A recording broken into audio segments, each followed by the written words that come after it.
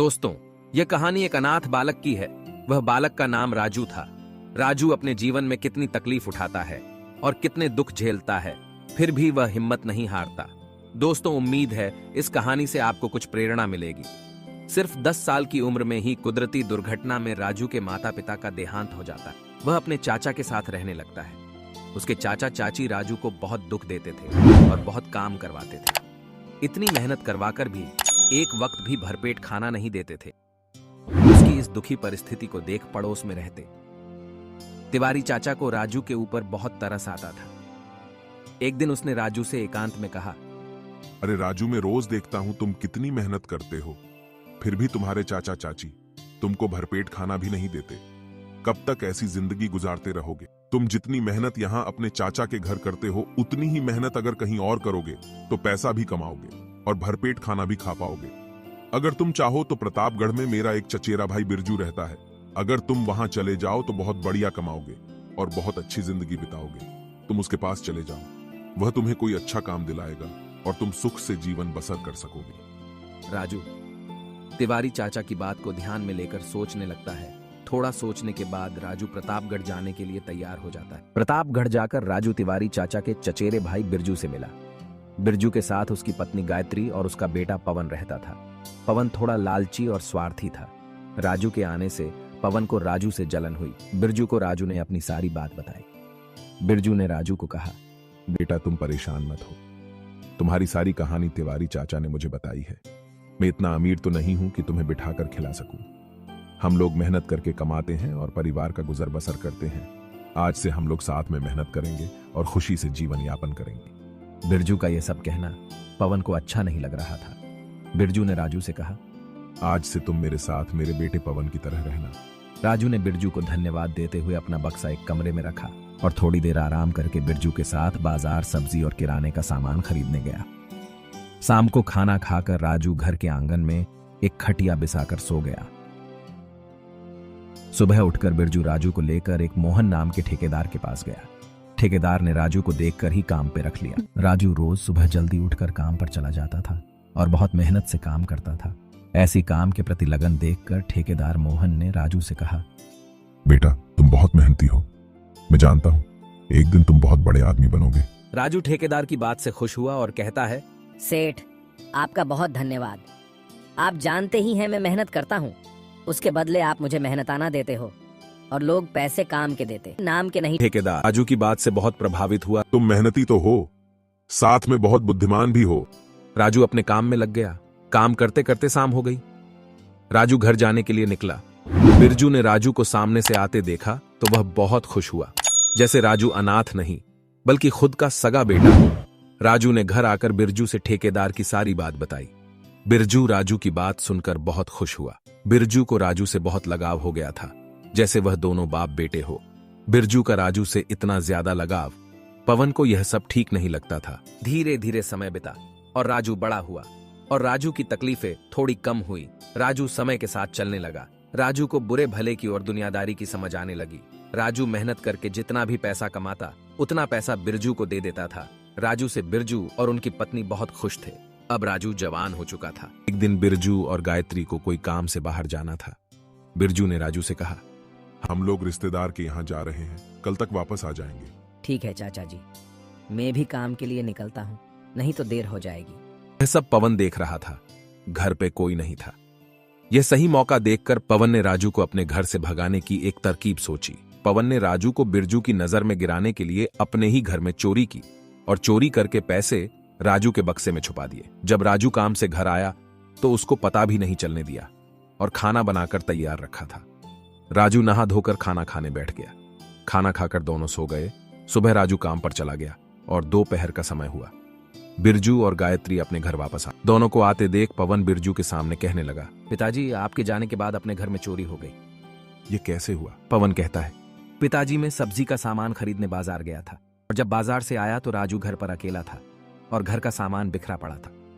राजू जब शाम को घर आया तो बिरजू ने राजू से कहा, राजू, क्या पवन कहता है ये बात सच है? चाचा, मैं तो काम पर था, अभी आया हूँ। यहाँ क्या हुआ मैं कुछ भी नहीं जानता। मुझे लगता है राजू झूठ बोलता है। लगता है हमारे घर में कोई नहीं था। उसका फायदा उठाकर राजू ने ही चोरी की है। अरे भाई, ये तुम क्या कह रहे हो? बिरजू चाचा, पवन की बात का आप विश्वास नहीं कीजिए। ये झूठ बोलता है। पवन मुझसे जलता है। पवन ने राजू से कहा।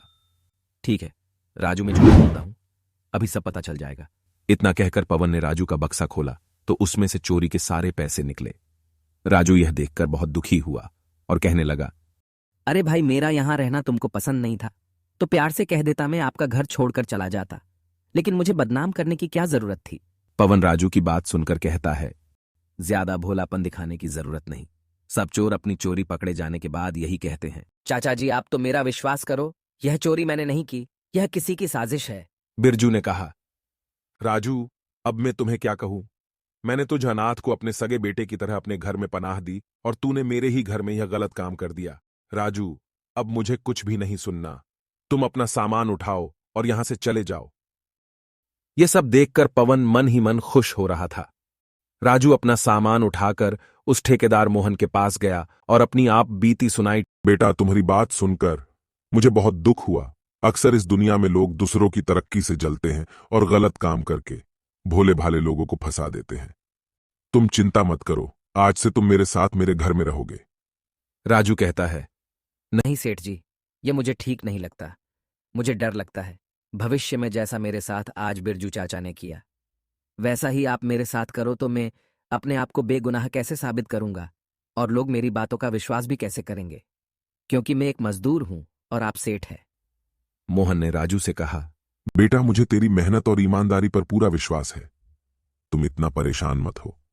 अगर तुम मेरी बात मानो तो मैं एक बात कहूं, मेरी एक बेटी है, उसका नाम लक्ष्मी है। तुम जानते हो मेरी उम्र अब हो चली है, मेरी एक ही बेटी है, मेरा कोई बेटा नहीं है। अगर तू मेरा दामाद बन जाए तो मेरा यह कारोबार भी तू संभाल लेगा और मुझे तुमसे बेहतर दामाद नहीं मिलेगा। बेटा, मैं जानता हूं मुझे दामाद के रूप में एक बेटा मिल जाएगा जो हमेशा मेरे साथ रहेगा। बेटा, तू मेरा दामाद बन जा, फिर मेरे घर में रहने से कोई तकलीफ नहीं होगी। राजू मोहन की यह बात से बहुत प्रसन्न हुआ और उसका दामाद बनने को राजी हो जाता है। राजू मोहन का दामाद बनकर उसका पूरा कारोबार संभाल लेता है और अपनी मेहनत से अपना नसीब बदलता है। मोहन राजू की मेहनत से खुश होकर कहता, हे भगवान, आपने मुझे राजू जैसे मेहनती और संस्कारी दामाद दिया, उसके लिए आपको बहुत बहुत धन्यवाद। मोहन अपने कारोबार से निवृत्त होकर अपने परिवार के साथ हंसी खुशी से जीवन यापन करता है। राजू ने पूरी तरह से कारोबार संभाल लिया था और मोहन एकदम चिंता मुक्त हो गया था। कुछ महीने बाद बिरजू का लड़का पवन अपने दोस्तों के साथ अपने कमरे में बैठकर गप्पे लड़ा रहा था। पवन का एक दोस्त ने पवन से पूछा, अरे पवन, वह लड़का जो आप लोगों के साथ रहता था, आजकल वह क्यों नहीं दिख रहा? पवन कहता है, अरे यार, उस बेवकूफ ने तो मेरा जीना मुश्किल कर दिया था। उसने क्या जादू किया था मेरे परिवार पर कि मेरे माँ बाप मुझसे भी ज्यादा उसको प्यार करते थे। यह सब देखकर मुझे बहुत तकलीफ होती थी। एक दिन मेरे माँ बाप हमारे रिश्तेदार के वहां गए थे और मैंने मौका पाकर एक योजना बनाकर अपने ही घर में चोरी की और इल्जाम उस बेवकूफ राजू के ऊपर डाल दिया ताकि वह मेरे माँ बाप की नजरों से गिर जाए और शर्म के मारे मेरा घर छोड़कर चला जाए। यह सब बिरजू ने सुन लिया और पवन को कहता है, अरे बेशरम, तू मेरा बेटा नहीं है। अगर तू मेरा बेटा होता तो तू उस बेगुनाह मासूम बच्चे को न बदनाम करता। पवन बिरजू से माफी मांगने लगा, पिताजी, मुझे माफ करो, मुझसे बहुत बड़ी गलती हो गई है। बिरजू ने पवन से बात न की और राजू को खोजने निकला। अगल बगल के गांव में राजू को तलाश किया, लेकिन राजू का कोई पता नहीं चला। बिरजू ने निराश होकर हार मानकर बैठ गया। एक दिन अचानक बिरजू बाजार जा रहा था, तब अचानक राजू के ससुर की गाड़ी सामने से आते देख बिरजू ने मोहन को रोका और न कहने लगा, अरे ठेकेदार जी, आप कैसे हो और आपका कारोबार कैसा चल रहा है? मोहन ने जवाब दिया, मेरा कारोबार तो बहुत बढ़िया चल रहा है, लेकिन मैं तुमसे एक सवाल करता हूं, क्या तूने कभी असली हीरा देखा है? आज मुझे मालूम पड़ा कि तू कितना बड़ा बेवकूफ है। तूने एक बेशकीमती हीरे को न पहचाना और कंकर पत्थर समझकर अपने घर से बाहर फेंक दिया। लेकिन तुम्हारी गलती से मुझे बहुत फायदा हुआ जो तूने कंकर पत्थर समझकर फेंका। वह हीरे को मैं अपने घर ले गया और उस हीरे को मैंने अपना दामाद बना लिया। मोहन की यह बात सुनकर बिरजू को बहुत दुख हुआ। मोहन से कहा, सेठ, मुझे माफ करो और मुझे एक बार राजू से मिला दो, मैं उस मासूम से माफी मांगना चाहता हूं। बिरजू की यह बात सुनकर मोहन ने कहा, तुम उससे माफी मांगने के लायक भी नहीं हो राजू। अब मेरा दामाद ही नहीं, लेकिन वह मेरी प्रॉपर्टी का असली वारसदार है। तुम लोग यह भूल गए कि वह बेचारा नसीब का सताया हुआ एक दुखी बच्चा है। तुम लोगों को उस पर तरस नहीं आया? इतना कहकर मोहन अपनी गाड़ी लेकर अपने घर चला गया। बिरजू अफसोस करता रह गया। मोहन ने अपने दामाद को यह सारी कहानी सुनाई, कैसे पवन ने चोरी का झूठा इल्जाम राजू पर डालकर राजू को फंसाया था।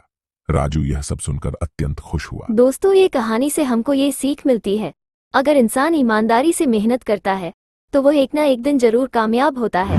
बुरे लोग कितनी भी बुराई कर ले, लेकिन एक दिन सच्चाई की जीत होती है। दोस्तों, अगर आपको हमारा यह वीडियो पसंद आए तो वीडियो को लाइक, शेयर और चैनल को सब्सक्राइब करना ना भूले। आपको धन्यवाद।